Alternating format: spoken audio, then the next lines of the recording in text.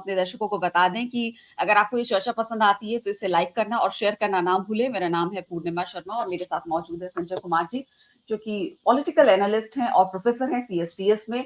और आज एक बेहद खास विषय पर हम बातचीत करने जा रहे हैं कि दक्षिण राज्यों के जो वोटर हैं उनके मन में क्या है, और साथ ही हम बात करेंगे कि क्यों जो भारत के नेता हैं और जो नेशनल पॉलिटिकल पार्टीज हैं वो दक्षिण की तरफ क्यों दौड़ रहे हैं। संजय कुमार जी। देखिए, अगर किसी पार्टी को अच्छा प्रदर्शन करना है 2024 के चुनाव में या किसी भी चुनाव में, आपको मजबूत सरकार बनानी है तो जरूरत है कि आप दक्षिण, उत्तर, पूरब, पश्चिम सब तरफ सीटें जीतें। अगर आप बीजेपी को देखें तो 2014 में उन्होंने बड़ी जीत हासिल की, 2019 में बड़ी जीत हासिल की, लेकिन इस बड़ी जीत में दक्षिण जो है बिल्कुल अछूता रहा। अगर कर्नाटक की बात करें तो बीजेपी ने कर्नाटक में तो अपना पैर पसारने में सफलता प्राप्त की, लेकिन अन्य राज्यों में उन्हें कोई खास सफलता नहीं मिली। तो बीजेपी को उम्मीद है कि अगर 2024 के चुनाव में एक बड़ी जीत हासिल करनी है तो अब वो जीत दक्षिण से ही, अगर बड़ी जीत हासिल करनी है तो दक्षिण में जाना पड़ेगा, क्योंकि उत्तर भारत के राज्यों में तो उन्होंने एक तरह से बड़ी जीत हासिल की हुई है। यही वजह है कि आप देखेंगे बीजेपी के बड़े नेता दक्षिण की ओर जा रहे हैं। और जहां रही कांग्रेस की बात, तो कांग्रेस को जो कुछ भी सीटें मिली थी 2019 के चुनाव में उसका बड़ा हिस्सा दक्षिण से आया था। अगर कांग्रेस को अच्छा प्रदर्शन करना है 2024 में तो उनके लिए जरूरी है कि वो दक्षिण में अपनी पकड़ बनाए रखें। यही वजह है कि चाहे कांग्रेस हो, बीजेपी हो, सारी पार्टियां दक्षिण की ओर देख रही हैं। जी, दक्षिण की अगर हम बात करें और यूनियन टेरिटरीज को मिला दें तो करीब 132 सीटें हैं। बहुत अहम है ये नेशनल पार्टीज के लिए, चाहे कांग्रेस हो चाहे बीजेपी की बात हो। तो ऐसे में सबसे बड़ा राज्य जो तमिलनाडु है उसमें 39 सीट्स हैं। फिर जो तेलंगाना है उसमें 17 है, केरल में 20 है। इस तरह से ये जो सीटें हैं ये नेशनल पॉलिटिक्स के लिए बहुत इंपॉर्टेंट है। अब बीजेपी चाहे 400 पार का नारा दे रही है तो उसके लिए उसको यहाँ एक अपनी पकड़ बनानी होगी। कर्नाटक में आप जैसे कह रहे हैं कि उसने सीटें जीती थी, लेकिन अब बात आती है बाकी राज्यों की। तो बाकी राज्यों में उनका, चाहे आंध्र प्रदेश की बात करें, तमिलनाडु की बात करें, चाहे हम केरल की बात करें, तो बीजेपी की वो कमजोर सीटें हैं। हाँ, बिल्कुल, ये बीजेपी की कमजोर सीटें हैं। अगर अलग अलग राज्यों को देखें, देखिए मोटी सी बात क्या है, जिस भी राज्य में एक मजबूत रीजनल पार्टी है वहां बीजेपी के लिए इनरोड्स बना पाना या बीजेपी के लिए पैर पसारना उतना आसान नहीं है। अगर आप उदाहरण के तौर पर देखें, पूरब को देखें तो बंगाल में उन्होंने बहुत जोर लगाया, 2019 के चुनाव में अच्छी खासी सफलता मिली। उड़ीसा में उन्होंने जोर लगाया, उड़ीसा में भी कुछ सफलता मिली है। और ये दो राज्य कैसे राज्य हैं जहां पर एक मजबूत रीजनल पार्टी है। अब बीजेपी दक्षिण की ओर देख रही है और दक्षिण के उन राज्यों में जहां एक मजबूत रीजनल पार्टी है वहां पर बीजेपी के लिए पैर पसारना आसान नहीं हुआ है। कर्नाटक में बीजेपी ने बहुत जबरदस्त प्रदर्शन किया, उनकी सरकार भी रही है और उसकी वजह बहुत साफ है। वहां एक रीजनल पार्टी तो है, जेडीएस है, लेकिन वो उतनी बड़ी पार्टी नहीं है जितनी बड़ी रीजनल पार्टी आपको दक्षिण के अन्य राज्यों में दिखाई पड़ती है।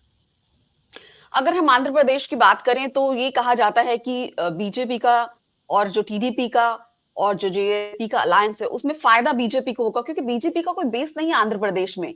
और एक तरफ जो हम देखें कि टीडीपी है, टीडीपी की अच्छी उसमें रीच है, वहां पर उनको करीब बिल्कुल 40% से ज्यादा वोट शेयर है उनका रहा पिछले चुनावों में। वाईएसआरसीपी का उससे काफी ज्यादा शेयर रहा, उनकी उनकी सीटें बहुत ज्यादा आई। बिल्कुल अगर टीडीपी ने बहुत बिल्कुल अगर लॉस किया, लेकिन अभी फायदा ऐसा लगता है कि बीजेपी को है इस अलायंस से। पूर्णिमा जी, आप ठीक कह रही हैं कि आंध्रा में जो बीजेपी ने अलायंस किया है टीडीपी के और जनसेना के साथ, ऐसा नहीं है कि जनसेना और टीडीपी को इसका फायदा नहीं मिलेगा, उनको भी फायदा मिलेगा, लेकिन बड़ा फायदा बीजेपी को होता हुआ दिखाई पड़ता है। इसकी वजह क्या है? आंध्रा में बीजेपी बहुत कमजोर है। पिछले लोकसभा के चुनाव या विधानसभा के चुनाव को देखें तो बीजेपी के पास मात्र 2 या 3% वोट आंध्रा में थे। स्थिति कुछ सुधरी नहीं है। 2019 और आज की स्थिति देखें, अगर हम बीजेपी के मद्देनजर आंध्रा में देखें तो बीजेपी को अगर कुछ भी सीटें निकालनी है, जीतनी है आंध्रा में, तो उन्हें किसी न किसी पार्टी के साथ अलायंस करना होगा। काफी समय तक बीजेपी डोलड्रम में थी, कभी उन्होंने टीडीपी से बात की, कभी वाईएसआरसीपी से बात की, और मुझे लगता है कि वाईएसआरसीपी की राज्य में सरकार रही है पिछले 5 साल, कुछ ना कुछ एंटी इनकम्बेंसी होगी, ये सब देखते हुए उन्होंने टीडीपी के साथ जाने का मन बनाया। अब इस गठबंधन के आधार पर आंध्रा में 25 सीटें हैं लोकसभा की, तो बीजेपी को कम से कम 2 या 3 सीटें जरूर मिलेंगी चुनाव जीतने लड़ने के लिए। और अगर बीजेपी को जितनी भी सीटें मिलेंगी और बीजेपी अगर जीतती है तो बीजेपी के लिए गेन है। तो जिस बात का आप जिक्र कर रही हैं, आंध्रा में टीडीपी के साथ गठबंधन से बीजेपी को फायदा ज्यादा दिखाई पड़ता है, न कि टीडीपी और जनसेना को। कांग्रेस के लिए आप क्या प्रोस्पेक्ट देख रहे हैं आंध्र प्रदेश में, क्योंकि वहां विधानसभा चुनाव भी हो रहे हैं साथ में? अ, आप देखिए, हमने 5 मिनट में कांग्रेस का नाम नहीं लिया, आंध्रा का जिक्र आया, अब हम कांग्रेस का नाम ले रहे हैं। ये अपने आप ये हकीकत बयां करती है कि कांग्रेस की स्थिति बहुत खराब है आंध्रा में। तकरीबन उनके भी 2-2.5% वोट है। आंध्रा एक ऐसा राज्य है जहां 2 बड़ी मजबूत रीजनल पार्टी है, या तो सत्ता टीडीपी के हाथ में होती है या वाईएसआरसीपी के हाथ में। लोकसभा के मद्देनजर भी देखें तो इन्हीं दोनों पार्टियों का, या इन पार्टियों ने जिनके साथ गठबंधन किया है, उनका प्रदर्शन अच्छा होने की गुंजाइश दिखाई पड़ती है। कांग्रेस चुनाव अकेले लड़ रही है। मुझे लगता है कि कांग्रेस का प्रदर्शन जिस तरह का 2019 में था, उससे बेहतर होता हुआ मुझे दिखाई नहीं पड़ रहा है। कांग्रेस तेलंगाना और कर्नाटका में सत्ता में है, इसका लोकसभा चुनावों पर आप क्या असर देखते हैं? देखिए, तेलंगाना और कर्नाटक की अगर हम बात करें, 2 ऐसे राज्य हैं, आपने ठीक जिक्र किया। इन दोनों राज्यों में कांग्रेस की सरकार है। कर्नाटक में पिछले साल इनकी सरकार बनी और तेलंगाना में हाल ही में सरकार बनी है। ये सरकार बनने का सीधा-सीधा अर्थ है उन्होंने चुनाव जीता है। इसका मतलब है कांग्रेस का एक जनाधार है, कर्नाटक में भी और तेलंगाना में भी। अगर हम तेलंगाना के बारे में बात करें, तेलंगाना में लोकसभा की 17 सीटें हैं। पिछली बार बीआरएस, जो पहले टीआरएस हुआ करती थी, बीआरएस ने अच्छा प्रदर्शन किया था, बीजेपी सिर्फ 4 सीटें जीत पाई थी। अब असेंबली इलेक्शन में हार के बाद मुझे लगता है तेलंगाना में एक डायरेक्ट कंटेस्ट बीजेपी और कांग्रेस के बीच होता हुआ मुझे दिखाई पड़ रहा है, अगर हम लोकसभा की बात करें तो। और बीआरएस बहुत पिछड़ता हुआ दिखाई पड़ रहा है। तो कांग्रेस के लिए वहां गुंजाइश है, कांग्रेस वहां अच्छा प्रदर्शन कर सकती है 2019 की तुलना में अगर देखें तो। अगर कर्नाटक की बात करें तो कर्नाटक में कांग्रेस अकेले लड़ रही है और बीजेपी ने जेडीएस के साथ गठबंधन किया है। यहां भी डायरेक्ट कंटेस्ट है, एक तरफ बीजेपी और दूसरी तरफ कांग्रेस। लेकिन यहां कांग्रेस, इसके बावजूद कि उनकी राज्य में सरकार है, कमजोर दिखाई पड़ती है। कर्नाटक का एक इतिहास भी रहा है, चाहे किसी की भी सरकार हो, बीजेपी ने लोकसभा के चुनाव में बहुत अच्छा प्रदर्शन किया है। लेकिन अच्छा प्रदर्शन का मतलब क्या? बीजेपी की सीटें पिछले चुनाव की तुलना में बढ़ जाएंगी, उसकी गुंजाइश नहीं है, क्योंकि पिछली बार भी बीजेपी ने 25 से 26 सीटें जीती हुई थी कर्नाटक में। तो कांग्रेस के लिए गेन की गुंजाइश है, कांग्रेस वहां इंप्रूव कर सकती है, लूज नहीं कर सकती। लेकिन कितना इंप्रूव करेगी, इस पर एक बड़ा प्रश्न चिन्ह है। मुझे लगता नहीं है कि कांग्रेस के लिए बहुत गेन्स आने वाले हैं कर्नाटक से। हो सकता है 2-4 सीटों का इजाफा हो जाए। जैसे हम देखते हैं साउथ की पॉलिटिक्स में सिने पॉलिटिक्स की बात होती है, वहां के सिनेमा जगत के लोग बहुत वहां की राजनीति में उनको लोग पसंद करते हैं, उनका बहुत इन्फ्लुएंस रहता है। उसको आप कैसे देखते हैं? देखिए, हम दक्षिण और उत्तर की हमेशा चर्चा करते हैं, चाहे जी। खान-पान हो, वेशभूषा हो, मौसम हो, तमाम तरह की चर्चाएँ होती हैं और राजनीति की भी जब चर्चा हो रही है, और इन दिनों तो बहुत चर्चा हो रही है, दक्षिण के राज्य और उत्तर के राज्य। ये ज़रूर है कि कुछ ऐसी पार्टियाँ हैं, या कुछ फ़िल्म स्टार ऐसे हैं, सिने सिने जगत से लोग हैं जिन्होंने अपनी पार्टी बना दी, और पवन कल्याण ने अपनी पार्टी बना दी। अगर हम डीएमके, एआईडीएमके की बात करें, तो वहाँ भी फ़िल्म इंडस्ट्री से लोग आए हुए, उन्होंने पार्टी को खड़ा किया। लेकिन अगर अब उत्तर के राज्यों को भी देखें और यहाँ भी देखें, तो ये ज़रूर है कि कोई एक पार्टी नहीं खड़ी की हो किसी बड़े नेता ने, किसी बड़े फ़िल्म स्टार ने। तो तमाम फ़िल्म स्टार आजकल दक्षिण के उत्तर के राज्यों में भी आपको दिखाई। हेमा मालिनी अपनी तीसरी बार चुनाव लड़ रही हैं। मथुरा की बात करें, उधर आप रामविलास पासवान के बेटे अब तो खुद पार्टी को लीड करते हैं, चिराग पासवान, वो जी। भी फ़िल्म इंडस्ट्री थे, ऐसे आए थे। ऐसे तमाम, विनोद खन्ना, राजेश खन्ना, चाहे आप पहले धर्मेंद्र की बात करें, हेमा मालिनी, तमाम लोग चुनाव लड़ चुके हैं। अ, अब फ़िल्म इंडस्ट्री से हट करके ये स्टार नहीं है, तो कम से कम आप देखें बीजेपी की लिस्ट में कितने मतलब जो सिंगर्स हैं, उन लोगों ने अपना कदम रखा है। तो ये ज़रूर है कि हमें हमें लगता है कि शायद जो फ़िल्म स्टार है उनका ज़्यादा रोल साउथ के पॉलिटिक्स में है, लेकिन नॉर्थ की पॉलिटिक्स में भी उनकी दखल है। और फ़िल्म स्टार की शायद अब रजनीकांत की अगर हम साउथ में बात करें तो इस तरह के स्टारडम उनको साउथ में बहुत ज्यादा मिलता है नॉर्थ के बजाय। इसी के जी। लिए शायद फोकस रहता है, लगता है कि राजनीति में ये बहुत हावी हैं, जिस तरह से फिल्म इंडस्ट्री में हावी दिखाई पड़ते हैं। केरल की अगर हम बात करें तो वहाँ 20 सीटें हैं, उनमें कहा जाता है कि 2019 के अगर हम चुनावों की बात करें तो 19 सीटें जो कांग्रेस लेड यूडीएफ है उससे मिली थी, करीब 37.5 प्रतिशत जो है उनको कहा जाता है कि ये वोट शेयर है उनका। तो केरल में जो है वो कांग्रेस लेड यूडीएफ की अच्छी पकड़ है, लोकसभा चुनावों की अगर हम बात करें तो।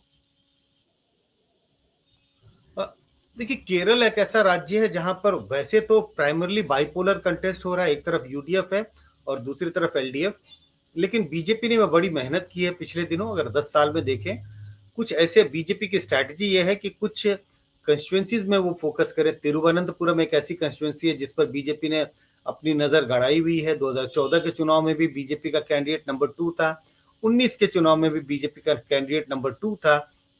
वहां से कांग्रेस के शशि थरूर चुनाव जीत कर आते हैं और इस बार चंद्रशेखर को वहां से खड़ा किया है बीजेपी ने। तो कुछ कंस्टिट्यूएंसीज में बीजेपी ने नजर बनाई हुई है और बीजेपी की कोशिश होगी कि अगर आपने एक दो सीटें जीत ली तो उसका एक बड़ा मैसेज जाएगा। सीटें नहीं भी जीते और अगर आप क्लोज सेकंड भी आते हैं तो बीजेपी उससे एक बड़ा संदेश देने की कोशिश करेगी। लेकिन हाँ, अगर हम प्राइमरली देखें केरल में कंटेस्ट किसके बीच है, यूपीए और एनडीए के बीच है। पिछली बार यूपीए ने, कांग्रेस ने बहुत अच्छा प्रदर्शन किया था। इस बार अच्छा प्रदर्शन करने की उम्मीद तो है कांग्रेस को, लेकिन शायद कुछ सीटें लूज कर सकती है क्योंकि पिछले बार जबरदस्त जीत हासिल की थी कांग्रेस ने। लेकिन इस बात का ध्यान रखना पड़ेगा, एलडीएफ की सरकार वहां तकरीबन अब 8-9 साल से है, कुछ ना कुछ एंटी इनकम्बेंसी उनके खिलाफ होगी। तो बाइपोलर कंटेस्ट देखने को मिल रहा है केरल में, बट नजर बना के रखनी होगी कि बीजेपी क्या कैसा प्रदर्शन करती है, क्योंकि बीजेपी अपने अगर सीटें नहीं भी जीती जिसका मैंने जिक्र किया, तो भी बीजेपी कोशिश करेगी कि एक इम्पैक्ट बने और बीजेपी बहुत कड़ी मेहनत कर रही है केरल में अपना इम्पैक्ट बनाने के लिए। डोमिनेंट इश्यूज क्या हैं सदर्न स्टेट्स में? नहीं, हम इस तरह से जिक्र नहीं कर सकते कि सदर्न स्टेट्स और नॉर्दर्न स्टेट्स, अलग अलग राज्यों में अलग अलग इश्यूज होंगे। तो क्या लेकिन अगर जो एक रीजनल कटिंग पॉलिटिक्स थीम है वो बोले, ज्यादा हावी रीजनल रहती है, इसलिए आइडेंटिटी की शायद थीम, नेशनल पार्टीज जो रीजनल है आइडेंटिटी, पकड़ नहीं बना। जी। तो नहीं जो इसीलिए मैं कह रीजनल रहा हूँ इशू है वो रीजनल ज्यादा हावी रहते आइडेंटिटी। हैं। हाँ। नहीं, रीजनल आइडेंटिटी का इशू बहुत इंपॉर्टेंट है। अ, चाहे आप तमिलनाडु की पॉलिटिक्स की बात करें, केरल की पॉलिटिक्स की बात करें, आंध्रा, तेलंगाना, और रीजनल आइडेंटिटी, क्योंकि इन सब जगह में एक अलग भाषा है, एक अलग कल्चर है और भाषा के नजरिए से एक आइडेंटिटी, उनकी अपनी क्लोज निट आइडेंटिटी बनी हुई है। तो रीजनल आइडेंटिटी का सवाल बहुत बड़ा है। हिंदुत्व का मुद्दा, मैं ये नहीं कह रहा कि दक्षिण के राज्यों में दिखाई नहीं पड़ता, लेकिन हिंदुत्व का मुद्दा जितना हावी नॉर्थ इंडियन स्टेट्स में दिखाई पड़ता है हिंदी भाषी राज्यों में, वैसा दक्षिण के राज्यों में दिखाई नहीं पड़ता। प्राइम मिनिस्टर नरेंद्र मोदी की छवि या उनकी पैठ मतदाताओं के बीच में जितनी उत्तर के राज्यों में दिखाई पड़ती, उतनी दक्षिण के राज्यों में दिखाई नहीं पड़ती। दक्षिण के राज्यों में उनके जो रीजनल लीडर हैं वो बहुत पॉपुलर दिखाई पड़ते। इस तरह से मुझे लगता है उत्तर के राज्यों की राजनीति और दक्षिण के राज्यों की राजनीति में थोड़ा अंतर दिखाई पड़ता है। कई मुद्दे आते हैं दक्षिण के राज्यों की, चाहे उनका यूनियन कैबिनेट में रिप्रेजेंटेशन की बात हो, चाहे फिस्कल जस्टिस की वो बात करते हैं कि क्योंकि वो ज्यादा विकसित हैं, हमारे दक्षिण के जो राज्य हैं वहाँ इंडस्ट्रियलाइजेशन ज्यादा है, वहाँ रोजगार और वहाँ ह्यूमन डेवलपमेंट इंडेक्स ज्यादा बेहतर है उत्तर के राज्यों से। साथ ही जब डीलिमिटेशन की बात आती है तो वो ये भी कहते हैं कि हमारी जनसंख्या तो उतनी तेजी से नहीं बढ़ रही, तो अगर डीलिमिटेशन होगा तो हमारा रिप्रेजेंटेशन जो पार्लियामेंट में वो कम हो जाएगा। तो जो वहाँ की, चाहे भाषा की हम बात करें, चाहे कल्चरल आइडेंटिटी की बात करें, तो किस तरह से अलग हो जाती है दक्षिण भारत राज्यों की राजनीति? जिस बात का आपने जिक्र किया वो एक नया इशू बनने लगा है दक्षिण के राज्यों की राजनीति में, कि रिसोर्सेज की बात करें और सेंटर के फंड्स में, चाहे जो टैक्सेस जो जमा होते हैं, जी, तो दक्षिण बिल्कुल। के राज्यों को यह लगता है कि रिसोर्स मोबिलाइजेशन हम ज्यादा करते हैं, लेकिन हाँ। जब उसका एलोकेशन होता है तो उसमें हमारी हिस्सेदारी कम होती है। तो हम रिसोर्स मोबिलाइज कर करके केंद्र की सरकार को ज्यादा देते हैं, लेकिन हमारी हिस्सेदारी कम होती है। तो दक्षिण और उत्तर के राज्यों में एक सामाजिक असमानता, भेदभाव, ये एक नया मुद्दा बनने लगा है दक्षिण और के राज्यों में। और इस वजह से जो नेशनल पार्टियां, उनके लिए पेनिट्रेट कर पाना उतना आसान नहीं है। और खासकर बीजेपी, जो अभी केंद्र में 10 साल से सरकार में है, तो एक अपनी आइडेंटिटी बनने लगी है दक्षिण के राज्यों की। और वो आइडेंटिटी का मतलब उनमें एक जुड़ाव अब ज्यादा दिखाई पड़ता है। और वो जुड़ाव किस कारण से है? उन्हें लगता है कि जो भी पार्टी, जिस भी पार्टी की सरकार केंद्र में है, वो दक्षिण के राज्यों के साथ वो उनका भेदभाव हो रहा है। हमें उतनी हिस्सेदारी नहीं मिलती, हमें फाइनेंसेस उतने अवेलेबल नहीं कराए जाते जितने उत्तर के राज्यों को दिया जाता है। आपने डिलिमिटेशन की बात की, उसको लेके भी जब पिछला डिलिमिटेशन हुआ था 2008 में, तो बहुत घमासान मचा था। क्योंकि डिलिमिटेशन का सीधा सीधा अर्थ होता है कि राज्यों के पॉपुलेशन के आधार पर उनके सीटों का, उनको सीटें एलोकेट की जाएंगी। तो उस आधार जी। पर अगर दक्षिण के राज्यों का पॉपुलेशन कम होगा तो उनकी सीटें कम होने की गुंजाइश है। उत्तर के राज्यों का, उत्तर भारत के राज्यों के अगर पॉपुलेशन ज्यादा है तो उनको सीटें ज्यादा मिलेंगी। तो इसका भी, ये सारे मुद्दे जो हैं अब दक्षिण के राज्यों की राजनीति में आने लगे हैं, उभर के आई हैं। और मुझे लगता है आने वाले समय में ये सारे मुद्दे कुछ ज्यादा हावी होती हुई दिखाई पड़ती है। अगर हम कास्ट पॉलिटिक्स की बात करें तो स्टेट वाइज किस तरह से कास्ट पॉलिटिक्स काम करती है दक्षिण के राज्यों में जब चुनाव होते हैं? वैसा ही जैसे उत्तर के राज्यों में, ये हमें लगता है भ्रांति है कि सिर्फ बिहार, यूपी और हरियाणा और तमाम उत्तर भारत के राज्यों में ही लोग जाति आधारित वोट करते हैं। लेकिन अगर आप केरल की बात करें, जहां जो राज्य सबसे शिक्षित राज्य है, तमिलनाडु की बात करें, तमाम राज्यों की बात करें, हर जगह हम देखते हैं कि कास्ट बेस्ड वोटिंग बहुत स्ट्रांग है। अगर आप तमिलनाडु को देखें, तमाम पार्टियां, जितनी रीजनल पार्टियां तमिलनाडु में दिखाई पड़ती हैं, उतनी रीजनल पार्टियां तो शायद किसी दूसरे राज्य में हो। और अगर आप इन रीजनल पार्टियों को देखें तो इनका जनाधार क्या है? एक पार्टी का 2% वोट, किसी का 3, किसी का 4-5% वोट। और ये पार्टियों का जनाधार किसी एक खास जाति वर्ग के बीच में है। तो जाति के आधार पर अगर लोग वोट नहीं करते रहते तो इन जातियों की अपनी पार्टी नहीं होती। तो चाहे केरल हो, तमिलनाडु हो, उत्तराखंड, तेलंगाना हो या आंध्रा हो, किसी भी राज्य में आप देखेंगे तो जाति आधारित वोट उसी तरह से पड़ता है जैसा कि जी। उत्तर भारत के राज्यों में होता हुआ दिखाई पड़ता है। वेलफेयर की मॉडल की बात करें अगर हम खास तौर पे आंध्र प्रदेश और तमिलनाडु में, तो ये ही एक ऐसी फैक्टर कहा जाता है जो बीजेपी के लिए इन राज्यों में अपनी अ, जो एक तरह से वो एंटर करना भी उनके लिए मुश्किल होता है। जो वहाँ का वेलफेयर मॉडल है वो एक तरह से उनके लिए वहाँ की रीजनल पार्टीज के लिए एक एज बना के रखता है। सिर्फ वहीं की बात नहीं है, अगर आप दिल्ली की भी बात करें तो देखिए, दिल्ली के जब विधानसभा के चुनाव होते हैं तो लोग बढ़ चढ़कर आम आदमी पार्टी को वोट करते हैं। लेकिन जब लोकसभा के चुनाव होते हैं तो वो बीजेपी को वोट करते हैं। यही हाल लगभग आपको कमोबेश, ये जरूर है कि दक्षिण के राज्यों में बीजेपी को लोकसभा में भी लोग बड़ी संख्या में वोट नहीं करते। इसकी वजह बहुत साफ है, जिसका जिक्र आपने किया, वेलफेयर पॉलिटिक्स। राज्य की सरकार किस पार्टी की है, उन्होंने मतदाताओं को क्या सुविधाएं उपलब्ध कराई, क्या उन्हें तमाम तरह की सुविधाएं दी। तो जो दक्षिण के राज्य हैं जहां पर अलग अलग पार्टियों की सरकार है, और इस बात का ध्यान रखना चाहिए, अगर आप देखें अलग अलग राज्यों को, आंध्रा में किसी एक अलग पार्टी की सरकार है तो तेलंगाना जो पड़ोसी राज्य है वहां एक दूसरी पार्टी की सरकार है। और अगर आप और दक्षिण में जाएं, तमिलनाडु में, उस वहां एक दूसरी पार्टी की सरकार है। और अगर केरल आए तो वहां एक दूसरी पार्टी की सरकार है। हाल ही तक बीजेपी की सरकार कर्नाटक में थी, अब कांग्रेस की सरकार है। तो सिर्फ 2 राज्यों में कांग्रेस की सरकार आपको दिखाई पड़ती है। तो हर पार्टी ने अपने अपने वेलफेयर पॉलिटिक्स का इजाद किया है, मतदाताओं तक तमाम सुविधाएं पहुंचाने की कोशिश की है। और अगर आप उत्तर भारत के राज्यों को भी देखें तो कमोबेश यही दिखाई पड़ता है, चाहे वो बिहार हो, चाहे महाराष्ट्र हो, चाहे हम यूपी और वेस्ट बंगाल की बात करें। तो इस वजह से जब राज्य की चुनाव होते हैं तो जी। पार्टियां उन्हीं, तो लोग, वोटर उन्हीं पार्टियों को ज्यादा वोट देने के लिए प्रेफर करते हैं जिस पार्टी की राज्य में सरकार रही, क्योंकि उन्हें लगता है कि इस पार्टी की सरकार से उन्हें तमाम सुविधाएं मिली हैं। तो नेशनल पार्टी के लिए अगर उस राज्य में उन्होंने पैर नहीं पसारा है, अपनी जमीन नहीं बनाई है, तो पेनिट्रेट कर पाना मुश्किल होता है।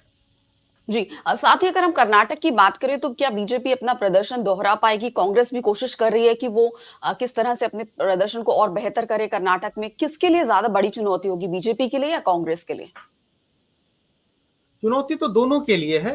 बीजेपी मेहनत कर रही है, उन्होंने एक गठबंधन बनाया है जेडीएस के साथ। कांग्रेस के लिए भी चुनौती है, क्योंकि कांग्रेस की वहां सरकार है और उम्मीद है कि कांग्रेस पिछले प्रदर्शन से ज्यादा बेहतर प्रदर्शन करनी चाहिए कांग्रेस को 2024 के चुनाव में कर्नाटक में। तो चुनौती दोनों पार्टियों के लिए है। बीजेपी के लिए चुनौती है 2019 का आंकड़ा वो बरकरार रखें, किसी तरह से अपने होल्ड बनाए रखें। कांग्रेस के लिए चुनौती है कि सीटें बीजेपी से खींच के लेके आए, क्योंकि उनकी सरकार है। लगभग 8 महीने पहले ही उन्होंने बीजेपी को वहां हराया है। तो उम्मीदें हैं पार्टी को, जनता को, कि कांग्रेस का प्रदर्शन अच्छा हो कर्नाटक में। और तेलंगाना की बात करें तो ऐसा लग रहा था कि शायद जो बीजेपी है वो अपनी पकड़ बना रही है, लेकिन विधानसभा चुनावों में जो हमने नतीजे देखे उसमें ऐसा लगा कि एक तरह से बीजेपी तीसरे नंबर पर आ गई है। तो ये मुकाबला वहां आपको त्रिकोणीय लगता है या दो बाइपोलर लगता है नहीं, लोकसभा तेलंगाना में में? मुझे लगता है कि मुकाबला लोकसभा के चुनाव में बाइपोलर होगा। त्रिकोणीय भी उस सेंस में कह सकते हैं कि ऐसा तो है नहीं कि बीआरएस चुनाव नहीं लड़ रही होगी, बीआरएस भी चुनाव लड़ेगी, लेकिन बीआरएस तीसरे नंबर पे जाती हुई दिखाई पड़ती है और नंबर 1 और नंबर 2 की लड़ाई में कांग्रेस और बीजेपी दिखाई पड़ती है। और बीआरएस की स्थिति शायद वैसे ही हो जैसी कांग्रेस बीजेपी की स्थिति तेलंगाना के विधानसभा चुनाव में हुई थी। पुअर थर्ड होने की गुंजाइश लग रही है बीआरएस की। और लोकसभा के चुनाव में मुकाबला बीजेपी और कांग्रेस के बीच में सीधा सीधा दिख रहा है तेलंगाना में। केरल में दो गठबंधनों के बीच कई दशकों से राजनीति चल रही है। बीजेपी क्या अपनी जगह बना पाएगी? इसका जिक्र मैंने पहले भी किया। बीजेपी की मैं कोशिश होगी, कंक्लूड देखिए कर रही हूँ इस पूरे चर्चा को तो हाँ, हाँ। बीजेपी हाँ, नहीं मैं ये कह रहा हूँ, बीजेपी ने पैर पसारने की पूरी कोशिश की है। अगर आप पिछले लोकसभा के चुनाव को भी देखें तो बीजेपी का प्रदर्शन सीटों के लिहाज से तो अच्छा नहीं रहा, लेकिन अगर आप वोट के नजरिए से देखें तो बीजेपी की तकरीबन 12 या 13% वोट आई थी केरल में। और बीजेपी की कोशिश होगी कि कुछ कंस्टिट्यूएंसीज में वो फोकस करें। 2-3 कंस्टिट्यूएंसीज का जिक्र मैं कर सकता हूँ। तिरुवनंतपुरम पर उनकी नजर बनी हुई है। तिरुवनंतपुरम के लिए उन्होंने अपने उम्मीदवार की घोषणा भी कर दी है। कांग्रेस ने भी अपने उम्मीदवार की घोषणा कर दी है। मुझे लग रहा है तिरुवनंतपुरम में एक कड़ी लड़ाई होगी बीजेपी और कांग्रेस के बीच में। थलसेरी एक और कंस्टिट्यूएंसी है जहां पर क्रिश्चियन पॉपुलेशन बहुत ज्यादा है। बीजेपी वहां भी कड़ी मेहनत कर रही है और लग रहा है कि वहां भी कंस्टिट्यूएंसी में एक मजबूत कंटेस्ट होगा बीजेपी और कांग्रेस के बीच में। एक दो और ऐसी कंस्टिट्यूएंसी है जो बीजेपी ने जिस पर अपनी नजरें गड़ाई हुई हैं।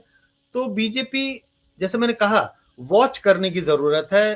जो कहते हैं कि you need to watch BJP in Kerala, और कुछ सरप्राइजेस दे सकती है बीजेपी केरला में।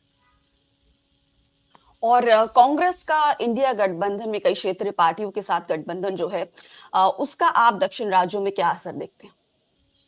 देखिए, इंडिया गठबंधन की अगर हम बात कर रहे हैं तो के राज्यों में ही वो ज्यादा मजबूत है, क्योंकि उत्तर के राज्यों में इंडिया गठबंधन में की लीड पार्टी है कांग्रेस।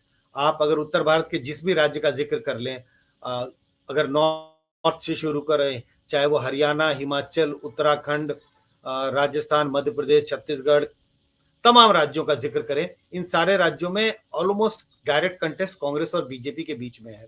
और कांग्रेस का प्रदर्शन ना तो 2014 के चुनाव में अच्छा रहा, ना 2019 के चुनाव में, इन इन राज्यों में जहां कांग्रेस और बीजेपी का डायरेक्ट कंटेस्ट था। ये उम्मीद की जा रही थी कि शायद 2024 के चुनाव में कांग्रेस अच्छा प्रदर्शन करेगी, बीजेपी के को कड़ा टक्कर देगी। और लेकिन इस उम्मीदों पे पानी तब फिर गया जब कांग्रेस का प्रदर्शन बहुत ही खराब रहा, जिसको सेमीफाइनल कहा जा रहा था विधानसभा के चुनाव। कांग्रेस मध्य प्रदेश, राजस्थान, छत्तीसगढ़ तीनों राज्यों में चुनाव हार जाती है। और ये लग रहा है कि कांग्रेस कोई अच्छा प्रदर्शन उत्तर भारत के राज्यों में नहीं कर पाएगी। और जैसा मैंने कहा, उत्तर भारत इंडिया गठबंधन के हिसाब से देखें तो इंडिया गठबंधन की जो सबसे बड़ी पार्टी, मजबूत पार्टी उत्तर भारत में, वो है कांग्रेस। तो कांग्रेस इंडिया गठबंधन के लिए उत्तर भारत में बहुत कुछ हासिल कर पाना बहुत मुश्किल है। इंडिया गठबंधन को अगर अच्छा करना है, इन चुनाव में बीजेपी को टक्कर देना है, तो उन्हें अपने साउथ के किले को मजबूत रखना होगा। इसकी पूरी पूरी तैयारी चल रही है। तमाम रीजनल पार्टियां जो इंडिया गठबंधन के पार्ट हैं, वो अपने किले को बचाने की पूरी कोशिश कर रहे हैं। आंध्र प्रदेश पे आपके कंक्लूडिंग कमेंट, क्योंकि वहां वाईएसआरसीपी में जो जगन मोहन रेड्डी है उनको भरोसा है अपनी वेलफेयर पॉलिसीज पर, और दूसरी तरफ बीजेपी, टीडीपी और जेएसपी का अलायंस, तो कांग्रेस भी अपने पाव हाथ पांव मार रही है वहां। देखिए, कांग्रेस के लिए तो कुछ नहीं है वहां पर आंध्रा में। जी। लेकिन ये जी। जरूर है कि वाईएसआरसीपी की सरकार है और उन्होंने तमाम वेलफेयर पॉलिटिक्स का सहारा लिया है पिछले 5 साल में। लेकिन इस बात का ध्यान रखना चाहिए कि टीडीपी ने एक मजबूत गठबंधन बनाया है। टीडीपी, जनसेना और बीजेपी, तीनों का गठबंधन मजबूत दिखाई पड़ता है। लोकसभा के चुनाव में निश्चित रूप से अ, बड़ी संख्या में जनता उस गठबंधन के साथ जाने की कोशिश करेंगे जिसके साथ बीजेपी है, क्योंकि उन्हें लगता है बीजेपी ही ऐसी पार्टी है जिसकी सरकार केंद्र में आएगी। और इस बात का प्रभाव जनता के मन में होगा कि जिस पार्टी की सरकार केंद्र में बन रही है, अगर उसी गठबंधन या उसी की सहयोगी की सरकार राज्य में बने, तो शायद राज्य के विकास में मदद मिलेगी। 5 साल का एंटी इनकम्बेंसी भी है वाईएसआरसीपी के खिलाफ। तो कुल मिलाकर के कंटेस्ट तो है, एक तरफ वाईआरसीपी और दूसरी तरफ टीडीपी और उसके सहयोगियों की।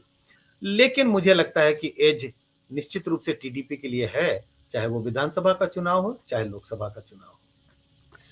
बीजेपी भी आरोप लगते हैं कि वो दक्षिण राज्यों के साथ भेदभाव करती है, और इसका फायदा जो है वो खास तौर पे इसको मुद्दा भी बना रही है कांग्रेस और जो क्षेत्रीय पार्टियां हैं। बीजेपी को इसका कितना नुकसान उठाना पड़ सकता है? कि बीजेपी के लिए बहुत ज्यादा पांव पसारने की गुंजाइश है, लेकिन उम्मीद नहीं है। जिन राज्यों का जिक्र किया, आंध्रा में उन्होंने अपना एक अलायंस बना लिया, उसका जी। फायदा उठाएंगे। तेलंगाना में वो मजबूत कंटेस्ट में है, कर्नाटक में मजबूत कंटेस्ट में है। लेकिन इसके अलावा जो 2 राज्य और बचते हैं, चाहे वो केरल हो चाहे तमिलनाडु हो, शायद इस बात का खामियाजा बीजेपी को भुगतना पड़ेगा। एक परसेप्शन बना हुआ है और चुनाव में परसेप्शन बहुत इंपॉर्टेंट रोल प्ले करती है कि बीजेपी एक नॉर्थ इंडिया की पार्टी है, साउथ की पार्टी नहीं है। इस पार्टी ने सरकार चलाया 10 साल, लेकिन साउथ के राज्यों के साथ भेदभाव किया है। अब ये भेदभाव हुआ या नहीं हुआ, जनता को इससे कोई मतलब नहीं है, एक परसेप्शन का सवाल है। और अगर ऐसा परसेप्शन बना है, तो इसका नुकसान कुछ ना कुछ बीजेपी को उठाना पड़ेगा 2024 के चुनाव में।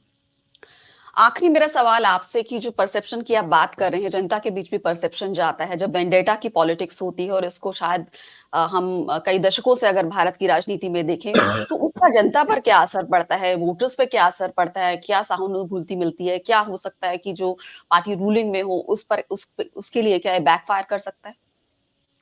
देखिए, सहानुभूति की जो रोल है इंडियन पॉलिटिक्स हम्म। में, जब तक कोई बड़ी घटना नहीं घट जाए, तो वो हम्म। बहुत कम होने लगा है। आज की राजनीति में वोटर जो हैं 2 खेमों में डिवाइडेड दिखाई पड़ते हैं, और वो खेमे बड़े साफ हैं। क्या आप और मुझे लग रहा है 2024 का चुनाव एक तरह से प्रधानमंत्री नरेंद्र मोदी के नाम पर रेफरेंडम हो रहा है। क्या आप प्रधानमंत्री नरेंद्र मोदी को एक बार फिर से प्रधानमंत्री देखना चाहते हैं? तो वैसे लोग बीजेपी को वोट कर रहे हैं, और वैसे वोटर जो प्रधानमंत्री नरेंद्र मोदी को सत्ता से हटाना चाहते हैं, वैसे लोग बीजेपी के खिलाफ वोट करेंगे। ग्रे एरिया जिसको कहते हैं, ऐसे वोटर साइलेंट वोटर। वो बड़े मुद्दों को देख के सोच के मन बनाते हैं, आखिरी मिनट में देखेंगे उम्मीदवार कैसा है, और आखिरी दिन तक मन नहीं बना पाते या आखिरी समय में मन बनाते हैं। ऐसे वोटरों की तादाद बहुत कम है, और इस तरह का जो मुद्दे हैं, सहानुभूति हो, उन्हीं वोटरों पर असर करता है। क्योंकि उनकी तादाद बहुत कम है, तो सहानुभूति का जो रोल है इंडियन पॉलिटिक्स में, वो जी। बहुत कम होता हुआ दिखाई पड़ रहा है। जी। और जिस तरह कहा जाता है कि साउथ में जो है वो प्रोग्रेसिव पॉलिटिक्स होती है, लेकिन जो नॉर्थ की से कंपैरिजन किया जाता है, तो उसे आप कैसे देखते हैं? क्योंकि वहाँ ज़्यादा मुझे नहीं लगता कि मैं विकसित सबको नहीं एरिया है। समझता कि आप हुँ। प्रोग्रेसिव किसको कहते हैं और रिग्रेसिव किसको कहते हैं, या बैकवर्ड पॉलिटिक्स। तो मुझे नहीं लगता है कि ऐसा, ये भी एक परसेप्शन का सवाल है कि साउथ की पॉलिटिक्स बड़ी प्रोग्रेसिव है, जिसका जिक्र हमने पहले भी किया कि साउथ के वोटर तो जात पात की राजनीति नहीं करते, वहां के वोटर जात पर वोट नहीं करते, लेकिन ऐसा होता है। अब केरल का उदाहरण देखें, तो केरल तो सबसे शिक्षित राज्य है, महिलाएं बहुत आगे हैं, महिलाएं शिक्षित हैं। लेकिन क्या केरल के विधानसभा के में महिलाओं का प्रतिशत बिहार, यूपी, हरियाणा, राजस्थान के विधानसभा से ज्यादा है? नहीं है। क्या केरल की महिलाएं ज्यादा वोट करती हैं बिहार की महिलाओं की तुलना में या यूपी की महिलाओं की तुलना में? टर्नआउट, उनका इलेक्टोरल पार्टिसिपेशन क्या ज्यादा है? ऐसा है नहीं। तो कोई ऐसे पैरामीटर्स नहीं है जिसके आधार पर हम कह सकें कि साउथ की राजनीति प्रोग्रेसिव है और नॉर्थ इंडिया की राजनीति प्रोग्रेसिव नहीं है। जी, बहुत-बहुत शुक्रिया संजय कुमार जी हमसे बात करने के लिए दक्षिणी राज्यों पर, उनकी राजनीति पर, वहाँ वोटर्स के बीच जो परसेप्शन बनता है, किन फैक्टर्स पे वोटर्स जो हैं वो वोट डालते हैं, तमाम पहलू पर हमसे विस्तार से जानकारी देने के लिए, चर्चा करने के लिए, अपने विचार साझा करने के लिए आपका बहुत-बहुत शुक्रिया। धन्यवाद। Thank you.